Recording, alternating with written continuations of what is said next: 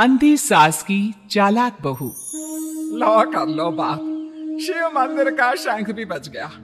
इसका मतलब सुबह के 7 बज गए हैं, लेकिन अभी तक नाश्ता नहीं आया। अरे बहू, ओ पूनम बहू, अरे इस अंधी बुढ़िया को इस जन्म में नाश्ता नसीब होगा कि नहीं? कल रात को भी फुल के जला दिए थे, कुछ मजा नहीं आया था खाने में। ये है सीतापुर में रहने वाली मंजरी, एक अंधी सास। मन की साफ है, बस थोड़ी सी जुबान से तेज है। मंदिर के शंखनाद से ही इन्हें पता चल जाता है कि वक्त क्या हो रहा है। और ये रही इनकी चालाक बहू पूनम। अच्छा हुआ जो मैंने ऑनलाइन ऑर्डर कर दिया सब कुछ, वरना ये बूढ़ी लाठी मेरी छाती पर मूंग दलने लग जाती।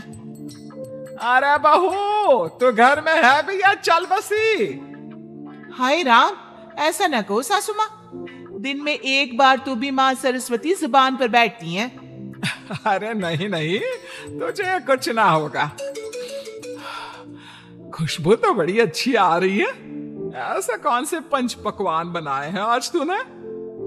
आज है स्पेशल जलेबियां, फाफड़ा, आलू की पराठे, कम चीनी वाली गर्मा गर्म चाय, दही पकोड़े, ये सब। वो मुझे डॉक्टर ने कहा है ना कि आप दिन में कम से कम 3 से 4 घंटे सोया करो, इसलिए आज मैंने सारा काम निपटा दिया है। अब मैं सो जाऊंगी। वाह, क्या स्वाद है। लेकिन बहू, ये तो ब्रिजवासी की जलेबियां है ना? तू तो कह रही है कि तूने बनाया है। दरअसल वो मैंने ब्रिजवासी काका से रेसिपी पूछ ली थी। अच्छा मम्मी जी, मैं आती हूँ अभी, जरा वो दूध गैस पर तेज आंच पर रखकर आई हूँ ना। पूनम फौरन ही वहां से उठकर रसोई में भाग जाती है। मंजरी को फिर भी पूनम पर थोड़ा शक आता है। पूनम ऐसे ही रोज अपने पति के पैसों को खर्च करके बाहर से खाना मंगवाती और अपनी सास से कहती कि उसने खुद बनाए हैं। और उसकी बेचारी अंधी सास बहू के इस झूठ से बेखबर सारी चीजें मान भी लेती। एक दोपहर में पूनम पूरा मेकअप करके तैयार होकर खड़ी होती है। चलो फटाफट पतली गली पकड़ के निकल लेती हूँ, इससे पहले कि बुढ़िया मुझसे टकराए। बेचारी मेरी अंधी सासू माँ, उसे लगेगा कि मैं सो रही हूँ, जबकि मैं तो अपनी जानू से मिलने जा रही हूँ। पूनम हर दोपहर को अपनी सास को बेवकूफ बनाकर बाहर अपनी बॉयफ्रेंड लखन से मिलने जाती थी, और आज भी कुछ यही प्लान था। ए जी ओ जी लो जी सुनो जी, मैं हूँ मन मौजी, करता हूँ मैं जो वो तुम भी करो जी। 1 2 का 4, 4 2 का 1, माय नेम इज लखन, सजनों का सजन मेरा नाम है लखन। लखन, तुम भी ना बिल्कुल एंटीक पीस हो। यार पूनम, हम कब तक ऐसे छुप छुप कर मिलते रहेंगे? एक तो मेरे पास कोई नौकरी भी नहीं है, वरना यह दिल वाला अपनी दुल्हनिया को खुद ही ले जाता।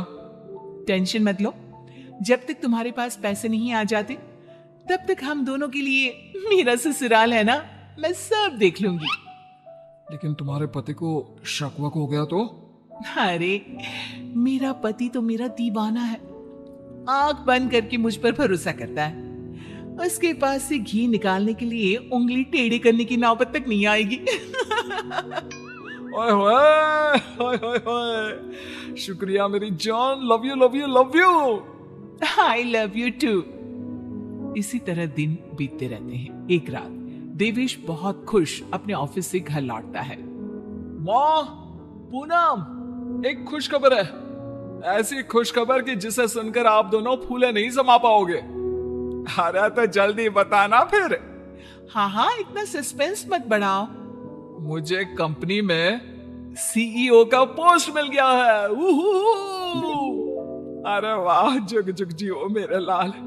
अब तो एक बड़ा माखन का कनस्तर चढ़ाऊंगी भोग में अपने कान्हा जी को। वाओ, मतलब अब 2 गुना 3 गुना 4 गुना पैसा होगा और हमारी तिजोरी में साल के 12 महीने दिवाली होगी। वाह वाह वाह वाह, कांग्रेचुलेशंस देवेश। Thank you. लेकिन इस खुश खबर के साथ साथ एक और बात भी है। मुझे कल सुबह ही मुंबई के लिए रवाना होना होगा। बिजनेस मीटिंग है, लगभग 1 हफ्ते तक वहीं रहना होगा। क्या? ये तो कितनी अच्छी बात है। मेरा मतलब है कि आप मुंबई घूम भी लेंगे। कहते हैं ना, रात में मुंबई की सड़कें और नजारा काफी सुहाना होता है। वाकई में, ले जा इसे भी अपने साथ। अब मैं तो ठहरी अंधी। डॉक्टर ने कहा है रोशनी कभी भी आ सकती है, लेकिन मुझे तो ना लगता कि इस जन्म में आएगी मेरी आंखों की रोशनी। कैसी बातें करती हो सासू माँ आप भी। मैं भला अपनी सास को छोड़कर कहीं जाऊंगी क्या? अगर मैं चली गई तो आपकी सेवा क्या पड़ोस की मीना करने आएगी? देवेश, तुम आराम से घूम कर आओ और मेरे लिए एक अलग से सूटकेस भर के तोहफे लाना। इसे तो बस तोहफे ही दो, चाहे वो तीज हो, त्योहार या कोई और आम मामूली सा दिन। बस तोहफे तोहफे तोहफे। बिल्कुल पागल है ये। अरे मैं तोहफे मांगू तो आपको क्या दिक्कत है? आप भी मंगवा लो ना। देख देख देवेश बेटा, कैसे कैंची की तरह तेज चल रही है इसकी जुबान। अरे आप दोनों शांत बैठ जाओ, मैं आप दोनों के लिए ढेर सारे तोहफे लाऊंगा बस। देवेश अगली सुबह मुंबई के लिए निकल जाता है। इसी बात से खुश होकर पूनम सोचती है, रास्ते का कांटा तो साफ हो गया है। अभी मैं चुपके से मेरे लखन को घर पर भी बुला सकती हूँ। इस अंधी बुढ़िया को तो कानों कान भनक भी नहीं लगेगी। पूनम अब रात को चुपके से पीछे के दरवाजे के जरिए लखन को घर पर बुला लेती है। अब जहां सास घोड़े बेचकर खर्राटे मारते हुए सो रही होती है, तो वो बहू के बात करने की आवाज सुनकर तुरंत उठकर बैठ जाती है। ये आवाज किसी आदमी की लगती है, शायद बहू के कमरे से आ रही है। लेकिन नहीं नहीं, मैं भी कुछ ज्यादा ही दिमाग लगा देती हूँ। देख रही होगी कोई भूत या फिल्म। अब तो पति नहीं है घर में, इसलिए रात भर ऐसे ही करेगी ना। लेकिन अगर कल जल्दी नहीं उठी तो फिर मैं इसके कानों के पास जाकर बर्तन बजाऊंगी जोरों जोरों से। ये सिलसिला रोज चलता है और मंजरी को रोज लगता है कि पूनम टीवी पर कोई फिल्म देख रही है। एक दिन जब पूनम बाहर होती है, तभी मंजरी सोकर उठती है और आंखें खोलते ही उसे सब कुछ दिखाई देने लगता है। वो अपने आसपास सब कुछ देखकर काफी खुश और आश्चर्यचकित हो जाती है। ये तो गजब हो गया, मेरे आंखों की रोशनी फिर से लौट आई। डॉक्टर ने सही कहा था, रोशनी कभी भी लौट सकती है। बहू, अरे ओ पूनम का चांद, कहाँ मर गई? देख तो अब मुझे सब कुछ दिखाई दे रहा है। अब तो मैं छड़ी का इस्तेमाल भी नहीं करूंगी और अब मैं रोज अपने भगवान जी को भी देख सकती हूँ। पूनम! मंजरी अपनी बहू को आवाज लगाते हुए पूरा घर तलाशती है, लेकिन पूनम उसे कहीं नहीं दिखती। तभी उसकी नजर तिजोरी पर पड़ती है जिसका ताला नहीं लगा था। इस पर वो जैसे ही तिजोरी खोलती है तो हैरानी से उसकी आंखें फटी की फटी रह जाती है। ये कैसे हो सकता है?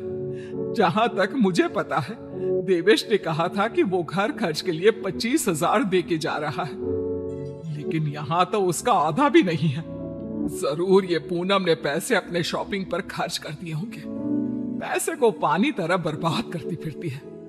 आने दो उसे, फिर देखती हूँ उसे। तब तक मैं अपने भगवान के दर्शन कराती हूँ। मंजरी मंदिर जाती है, अच्छे से दर्शन करती है और खुशी खुशी वापस घर की तरफ चल देती है। जहाँ रास्ते में उसकी नजर मंदिर के पास बहती नदी के किनारे बैठी अपनी बहू पर पड़ती है, जो लखन के साथ वहां बैठी थी। ये यहाँ क्या कर रही है और इसके साथ कौन बैठा है?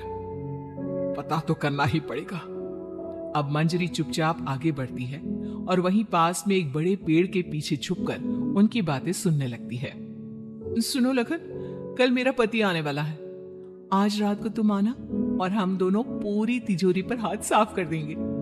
और भी बहुत सारा बेशकीमती सामान पड़ा है घर पर, उसे भी हम अपने साथ लेकर यहाँ से भाग जाएंगे। आइडिया अच्छा है मेरी जान। अब हमें कोई नहीं रोक सकता। हम ना यहाँ से सीधा सिंगापुर जाएंगे डार्लिंग। बाप रे बाप, इसका मतलब इस महारानी का इस मुफ्तखोर के साथ चक्कर चल रहा है।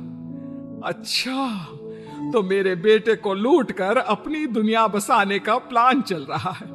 अब रुक, तुझे दिखाती हूं दाल और आटे का भाव। अब घर पे अच्छे से डोली सजाती हूं तेरी विदाई के लिए।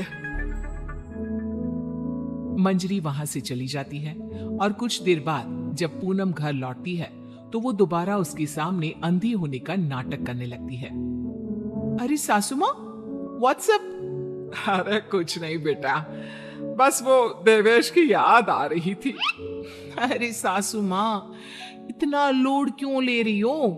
वैसे भी वो कल तक वापस आ ही जाने वाला है, फिर क्यों खामखा परेशान हो रही हो आप?